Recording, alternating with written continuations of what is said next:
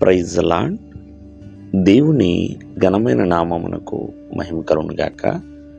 ప్రభు నామమున మీ అందరికీ హృదయపూర్వక వందనాలు. ఈ ఉదయకాలము దేవుని వాక్యాన్ని విందాం.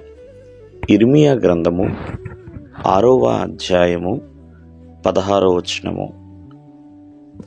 మార్గములలో నిలిచి చూడుడి, పురాతన మార్గములు గూర్చి విచారించుడి, మేలు కలుగు మార్గమేది అని అడిగి అందులో నడుచుకొనుడి.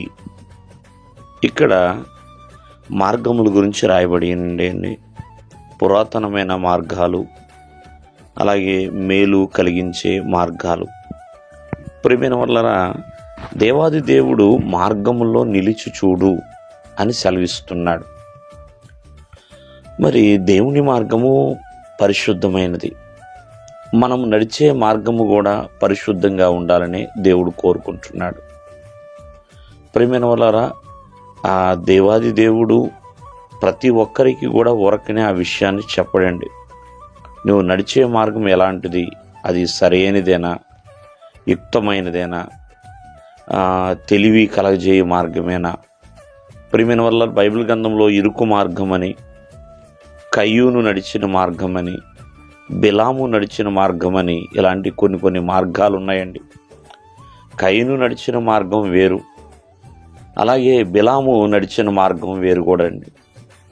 అవన్నీ కూడా దేవునికి వ్యతిరేకముగా ఉన్నాయి. అందుకనే మార్గములో నిలిచి చూడాలి. మేలు కలుగజేయ మార్గము ఏం మేలు కలుగజేయబడుతుంది, ఆ మేలు కలుగజేయ మార్గం ఎవరిది అంటే అది దేవుని మార్గం అండి. ఆ దేవుని మార్గములో మనం నడిస్తే దేవుని తోడనేది ఉంటుందండి. ఆనాడు యెహోషువతో దేవుడు చెప్పాడు, నేను విడవను ఎడబాయను, నిబ్బరం కలిగి ధైర్యముగా ఉండుము అని. దేవుని మార్గమును నడిస్తే కంచె వేయబడుతుంది. ఆనాడు యోబు తను కలిగి ఉన్న సమస్తము చుట్టూ కూడా దేవుడు కంచె వేశాడు. అలాగే దేవుని మార్గంలో నడుచుట వలన కాపాడబడతామండి. ఖచ్చితంగా దేవుని యొక్క కాపుదల, భద్రత, క్షేమాన్ని దేవుడు అనుగ్రహిస్తాడు. వర్ధిల్లుతాం ప్రియమైన వల్లరా. ఆయన మార్గము సత్యమైనది, న్యాయమైనది, వివేకమైనది, తెలివి కలగజేయ మార్గం అండి. అన్నిటికంటే ఆ నిత్య జీవానికి నడిపించే మార్గం అండి.